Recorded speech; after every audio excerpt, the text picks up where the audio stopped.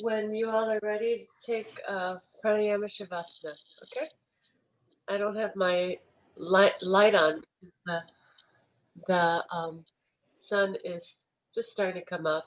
So I wanted to let the natural light come in. Good morning, Caitlin. So this is our setup, a bolster and a blanket, or you could do a stack of blankets instead of a bolster. It's fine. But something simulating a bolster and a blanket, all right? And we're starting in Pranayama Shavasana.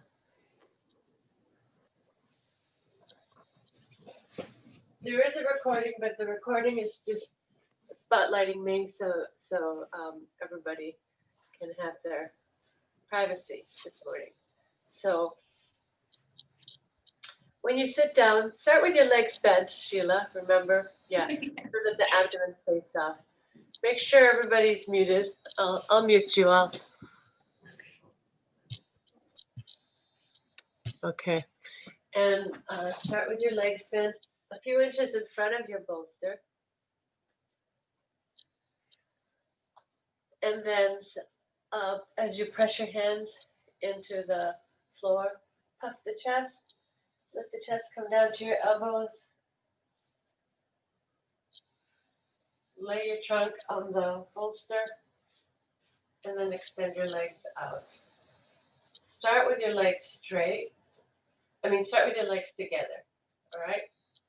So, lengthen, you can take your hands and lengthen the buttocks down, extend through the heels, and then once you're arranged, then let the feet drop out to the sides, little toes toward the floor. Keep spreading the chest open. Release the elbows down to the floor. Have your hands just a little wider than the mat. And then rest. Okay, I'm coming out so I can see you, but you stay now and just settle yourself down. Let's see. We'll see how much your dog likes pranayama or not. All right, glasses off. I'm keeping my glasses on just so I can watch everybody else. All right. So descending the shoulders, soften the elbows, soften the wrists, soften all the fingers.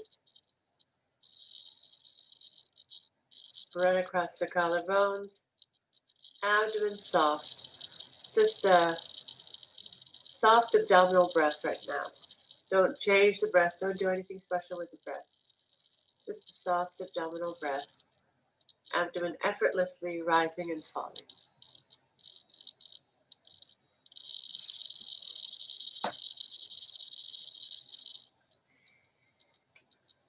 Release the outer thighs, release the outer shins toward the floor, little toes toward the floor.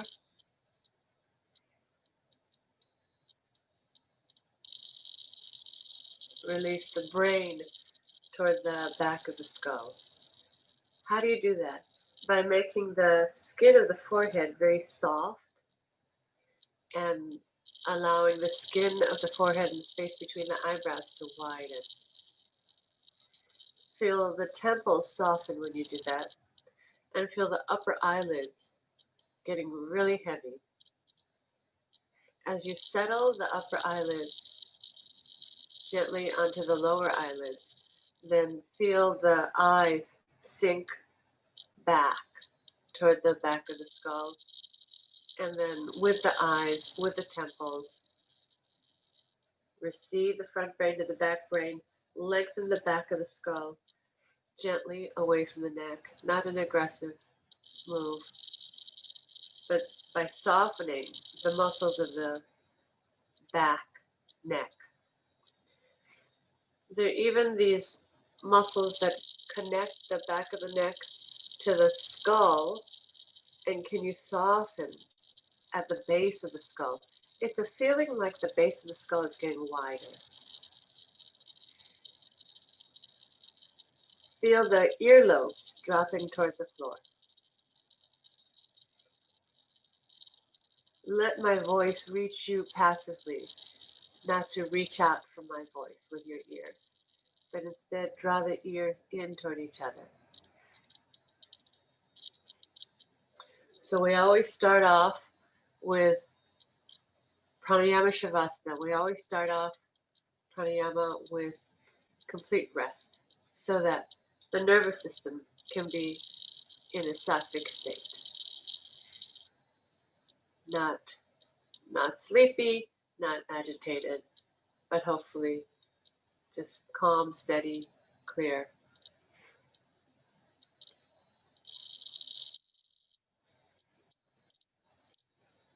Observing the rising and falling of the abdomen.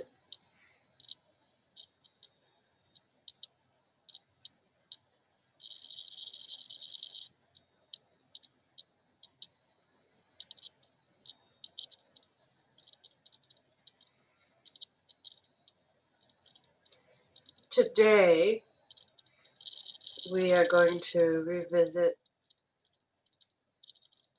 some of the concepts that we covered in the workshop on Sunday on the Mahabhutas, the Pancha Mahabhutas, the 5 elements, the 5 great elements. And so, first, just settle into the earth element. We always start with the earth element, right? And from a yogic point of view, the earth element is the physical body. And so, feel the physical body resting, releasing into the floor holding you, the earth holding you, the earth of your body, one with the earth beneath you.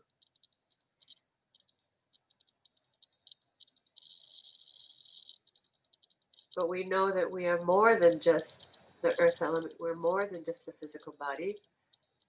So now bring your attention to the element of water that moves through you. They say we're 60 to 70% water.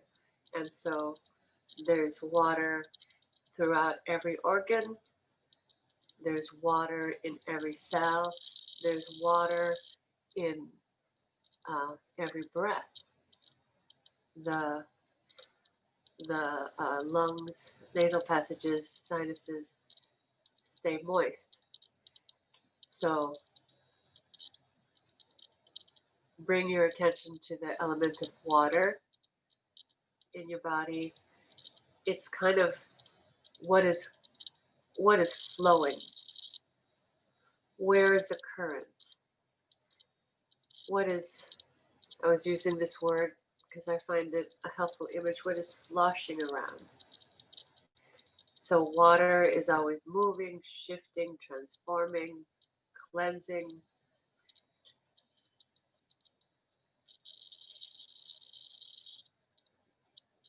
In Native American tradition, the women are the water keepers. So you can associate that element of water with the uterus, the cycles of the uterus, and the moon. So those are all associated with water.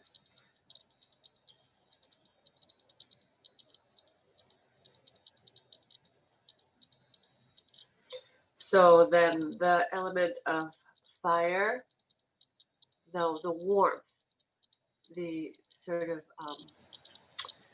tinders and the embers that we cultivate in our body, the warmth that we have to maintain. It's very warm inside the body, 98, 99 degrees. So we need to keep that warmth in order to house the organs, keep everything moving. And it's often associated with the solar plexus, the upper abdominal organs. So once again, this is still just the resting breath, but just bringing our attention, shifting our attention now to a little more specificity in terms of awareness of Mahabhutas, the great elements. And then the element of air, which we associate with the heart center, heart chakra, and of course, where the heart and lungs are, we associate that element, air, with the chest region. Even though we haven't yet shifted into Ujjayi and we're still just doing a resting abdominal breath, you can still that the air is moving through the lungs, that the lungs are the mechanism for pumping the air in and out through the body and oxygenating the entire body through the lung tissue. And then the element of ether, which is the space all around you.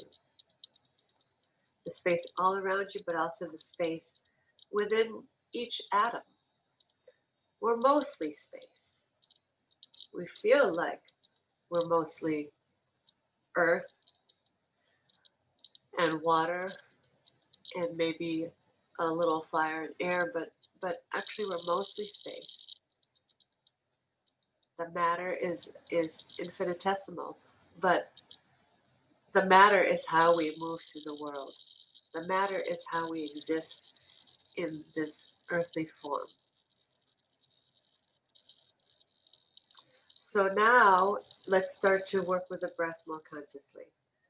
So specifically the water element, the fire element, and the air element today. Those three specifically. And so as you now start to transition into Ujjayi, draw the breath up from the lower abdomen. Feel it pass through the solar plexus, through the fire zone, and into the airy part of the chest.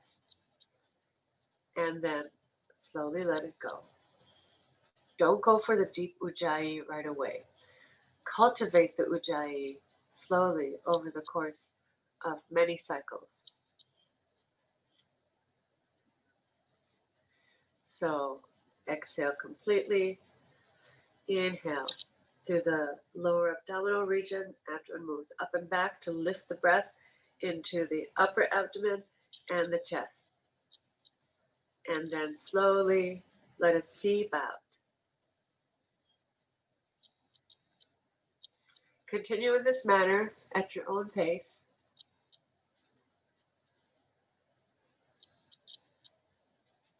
The sun is now coming out. Morning sun is just rising now. And the morning sun is rising in your physical body as well.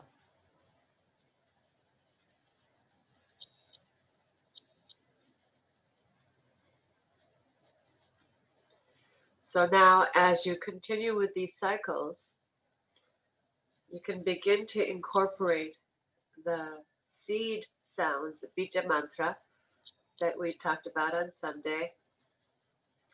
And so the seed sounds in the lower abdomen, the sound is vam.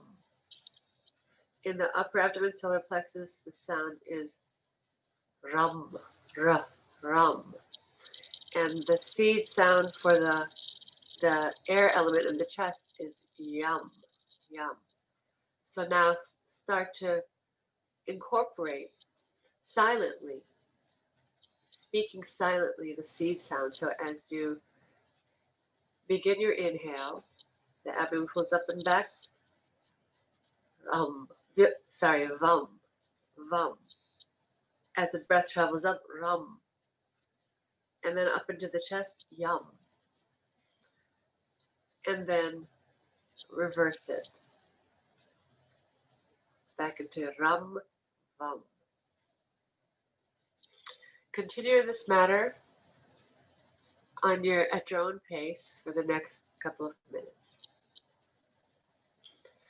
The seed sounds are optional. You don't have to incorporate them, but it might be a way for you to more clearly access these parts of the body.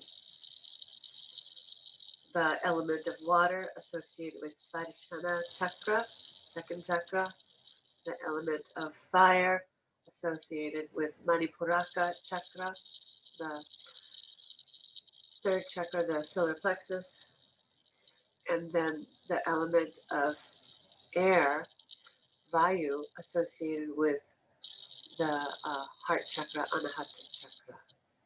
So if that's helpful, then you can cultivate, hold that imagery as you breathe.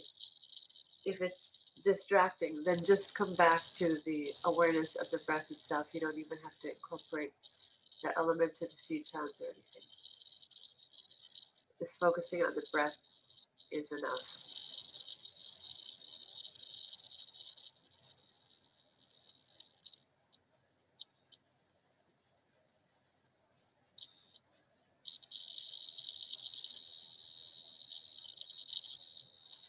Finish this cycle,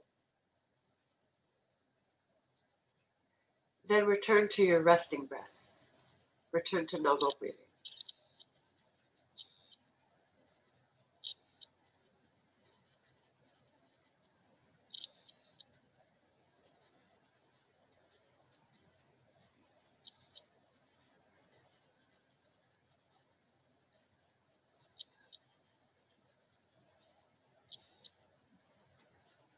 Then fold your hands in onto your trunk and bending your legs, roll to your side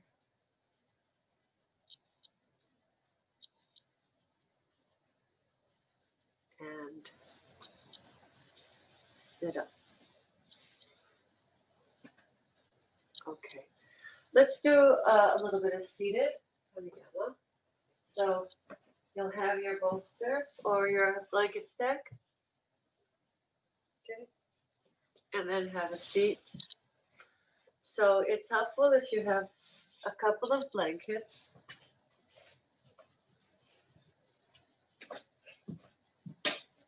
So you'll sit. So today is what, the 29th, I believe. So it's an odd number day. So I emphasize the left side on odd number days. So if you want, you can cross the left leg first and the right leg. Then take one blanket, fill in the gap between your feet and your knees so that you have a little something to press the knees down into. Make sure that the buttock flesh is pulled back. And then another blanket. So bring your knees a little closer together than you would. So if I was just like hanging out, completely relaxed, then I would kind of sit like this. But for pranayama, it's a more alert posture. It's a more alert posture. It's a little tighter posture. It's almost like a feeling of like sitting inside of a box, you know? And so I bring my knees somewhat closer together.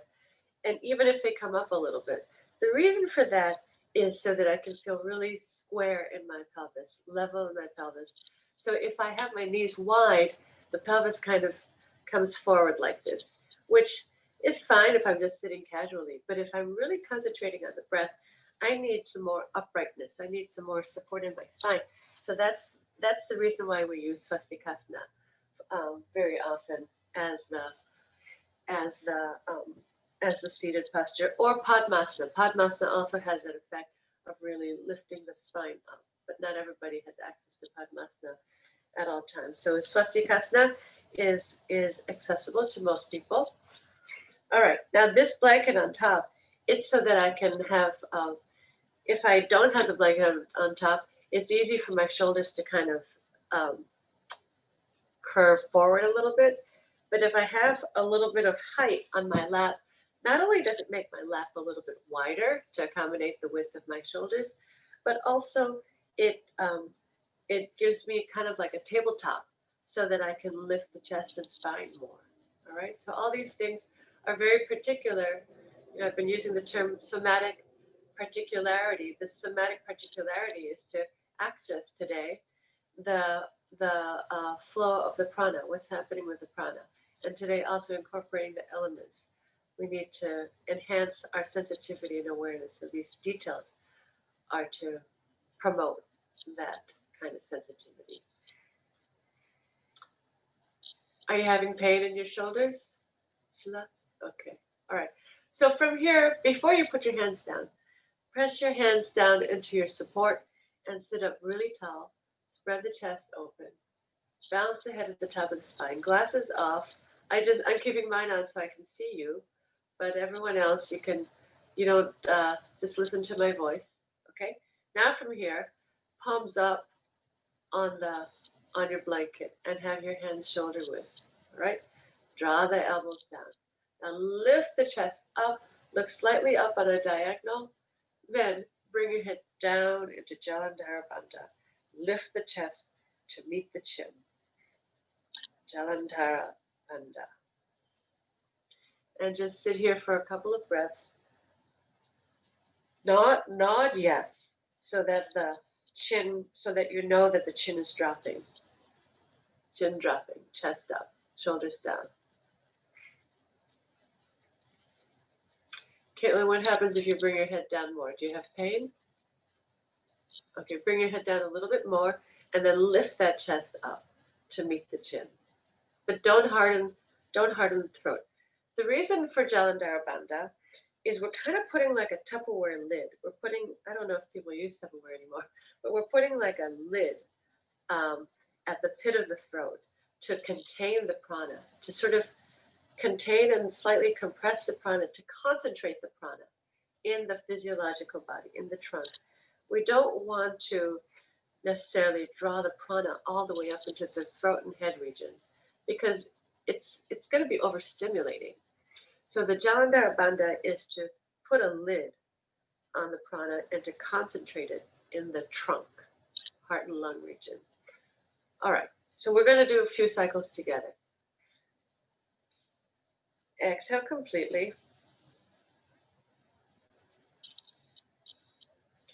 Inhale, draw up through the lower abdomen, and then lift the breath up into the upper abdomen and all the way up into the chest. Fill the chest with the breath, and then turn the corner, start to exhale. Keep the abdomen pulling back so that you exhale slowly and the chest stays lifted. And at the very end of the exhale, soften the abdomen and take a resting breath. All right. Another cycle of Ujjayi altogether. Exhale altogether.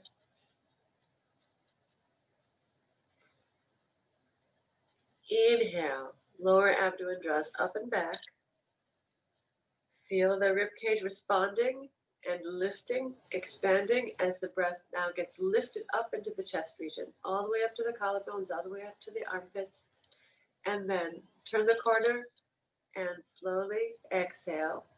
Keep the box of the chest lifting until the very end of the exhale.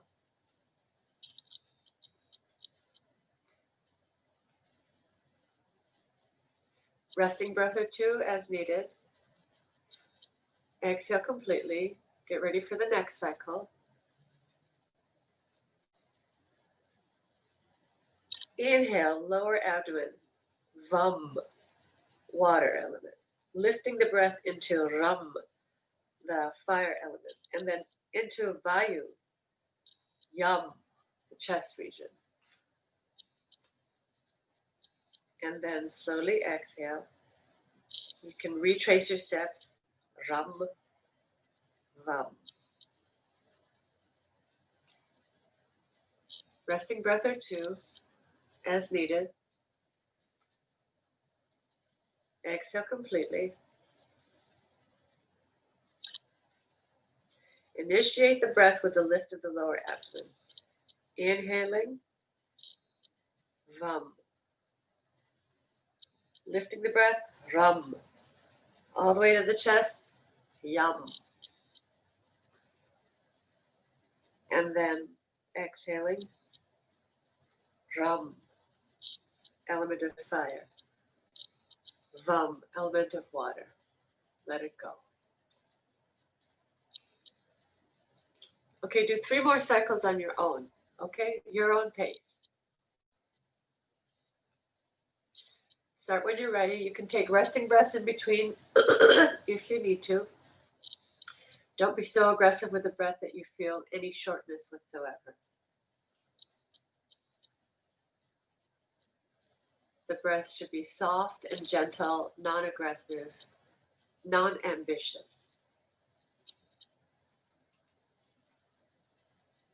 This receptive, soft. You do need to control the breath, support the breath with the abdominal lift. So that second chakra is very important here. It's not a gripping, but it is a lifting, and it lifts the breath up into the chest region. So, so water and fire are working together to create the air expansiveness in the chest. After you finish your cycles, then return to normal breathing.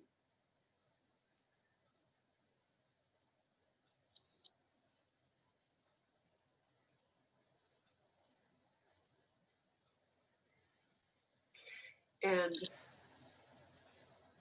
when you're done, keep your eyes closed, bring your chin up, just sit quietly for a moment. You can turn your palms down onto your blanket.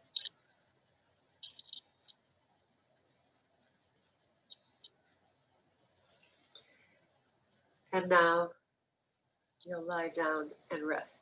So for the final Shavasana, what I suggest is taking this blanket and laying it horizontally like this. Okay? So horizontal blanket and then maybe a thin blanket for your head, like this. Okay?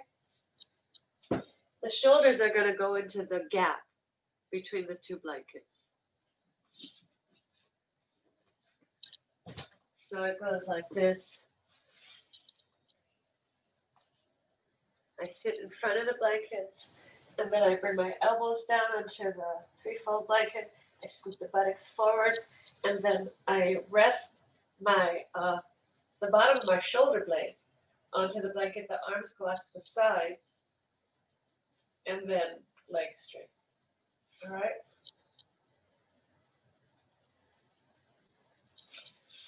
Let me see you. Sheila, scoot toward the feet more. Scoot your body toward the feet more. A little bit more. A little bit more. Yes. Yes. So just so that the shoulders are just, only the shoulders are off the blanket, and then your head supported.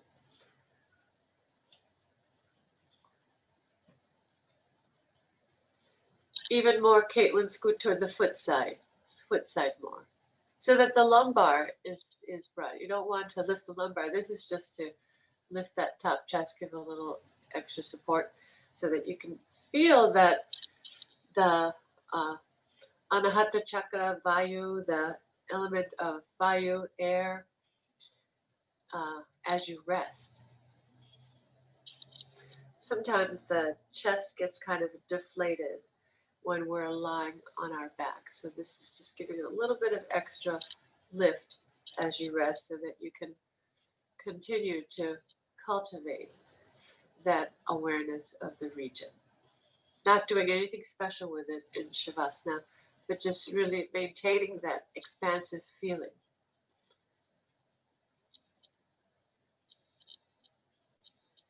Abdomen effortlessly rising and falling with the breath.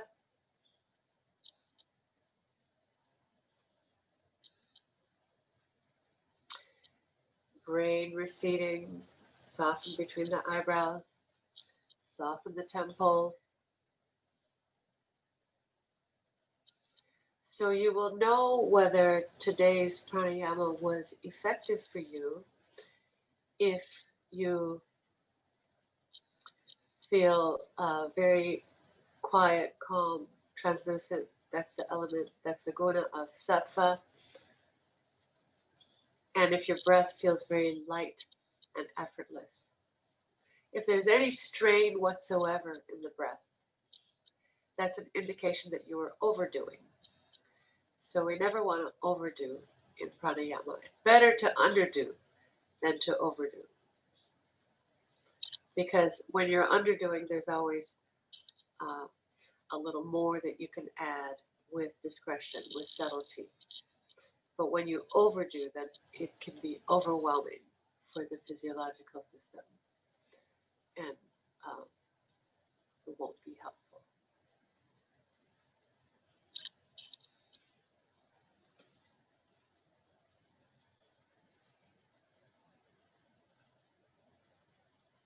So I will end this session, but you can stay as long as you wish and then just come out whenever you want to. All right?